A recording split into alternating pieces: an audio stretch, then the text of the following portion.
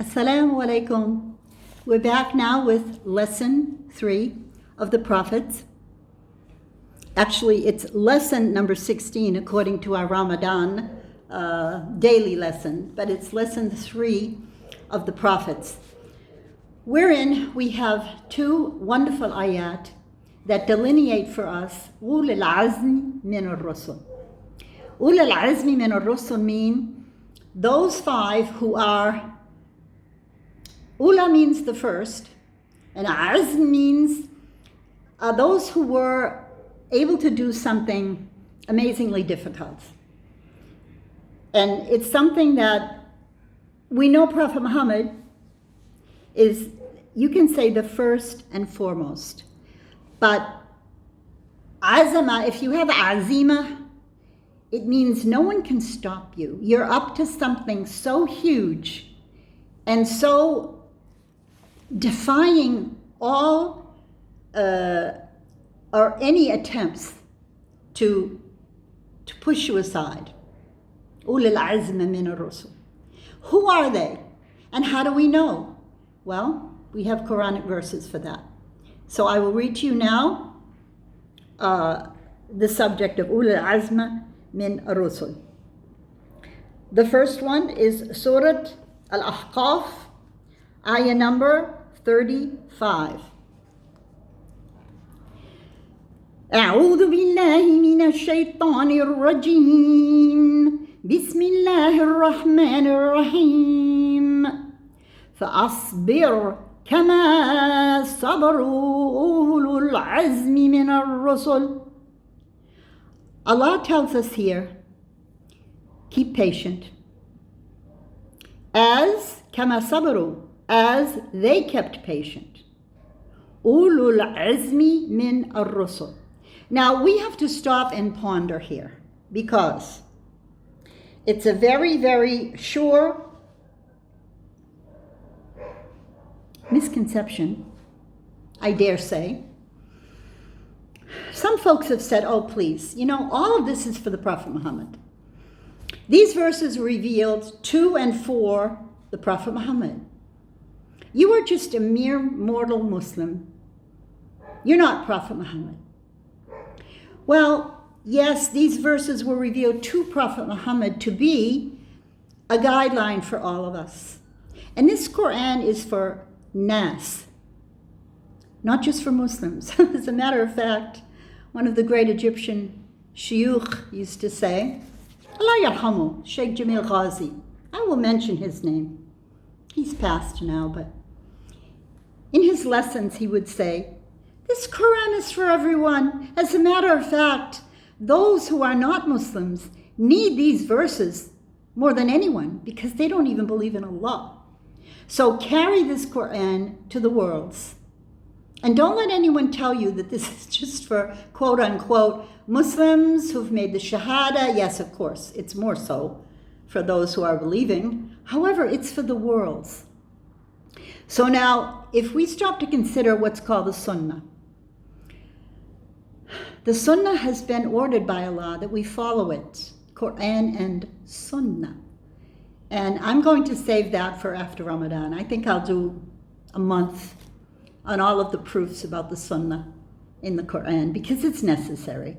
This Sunnah story, people say, oh, are you Sunni? We're not supposed to use tags.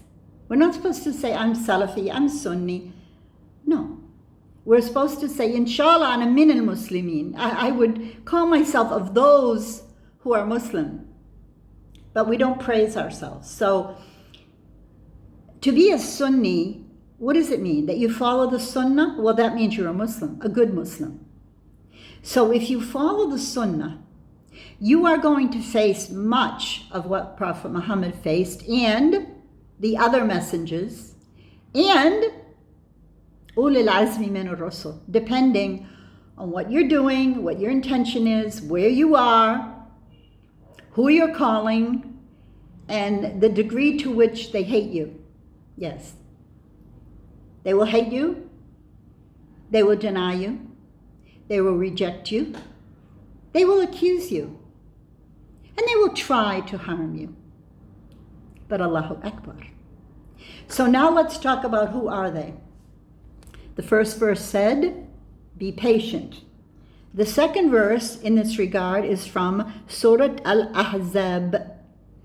وَإِذَا أَخَذْنَا مِنَ النَّبِيِّينَ مِيثَاقَهُمْ وَمِنْكَ وَمِنْ نُوحٍ وَإِبْرَاهِيمَ وَمُوسَى وَعِيسَى ibn Maryam. And this is verse 7 of Surah Al-Ahzab. Allah says, when we took from the prophets, مِيثَاقَهُمْ. Mithaq is a strong contract, a pact. وَمِنْكَ. وَمِنْكَ. And from you. So Allah says, when we took from the Nabiyyin, وَمِنْكَ. So you can see right here, Allah takes from people this mithaq, because the mithaq is the shahada. La ilaha illallah wa Muhammadur Rasulullah. And with that strong covenant, there are conditions varying, let's say in place and time and in character, of what Allah expects from Muslims. So we would have the subject of Muslims who say the Shahada and believe in Allah and His Messenger. And then the next level is mu'mineen, who truly, really believe. Because the scholars have determined a difference between a mu'min and a Muslim. That will be another story. You know, this aqidah can go on forever, and that's why it's my favorite subject. I don't do fiqh, I don't do seerah. I'm sorry. I do a little hadith, but aqidah is what I've chosen because it's what I believe Allah has called me to do with all this Catholic background. And then I felt that Allah, I always say, why did you make me waste my time for 20 years studying this PhD to be a historian? What a waste of time. But no, I do realize there's some benefit in it. I can put things into perspective. I just wished I had just stayed with Quran and memorized the whole thing, and I would be way ahead of, but anyway. Allah does what He will, and He determines by His qadar when, where, why, and how. Yes, when, where, why, and how. All of those things. All those adverbs we used to learn as children. And we have the same concept in Arabic. So it's all inclusive in what's called qadr, Allah's decree of what's going to happen to you. So Allah tells us here in Surah Al-Ahzab that He took the strong covenant from the Nabiyyin, the prophets, and from you. And from Noah and Ibrahim and Musa and Isa ibn Maryam. So if you take those names mentioned of Uli Azmin min ar-Rusul, we would have Noah, 1, Ibrahim, 2, Musa, 3, Isa, 4, and Muhammad. Now, scholars have determined that they're called Ulul Azma. I think basically it's from the meaning of azam in Arabic, but it's also from their circumstances that they lived in were extremely difficult because they faced horrendous evil. I mean, look at this now. Noah. The whole story about what happened with Noah. I mean, even his son ran away and ran to the top of a mountain and thought that he could be safe. And he begged Allah, save my son, please. But Allah just drowned him. I mean, I'd say that was a severe trial after all these years of Noah doing what he was supposed to do and calling on Allah to help him. And Allah then said, your son is not of you. His amalan ghayr salih. He doesn't do good deeds. Therefore, destroyed. Pretty tough. And Ibrahim, his dad controlled statue making. He was the head of the idol makers. He was like the dawn of the mafioso of the time, which required people to buy these statues and worship them. And what did Ibrahim do? He defied his dad. and he crushed. Pretty tough guy, I'd say. Ibrahim. Now Musa, many say he had the hardest job of all because he faced the Pharaoh. And we know that story about drowning Pharaoh's army, etc., and how Musa just still had to carry on crossing the Red Sea, dealing with the disobedience of the Yehud of Banu Israel, and you know the story. And then Isa facing the worst type of Yehud, those quote-unquote scholarly lawmakers, philosophers, the type of Yehud that we still have a lot of them around today all over the world, wherein they are the elite intelligentsia. And they think that they can skirt around, of them think they can skirt around all religions. Some of them follow their own Torah, whatever, but the majority of them are secularists.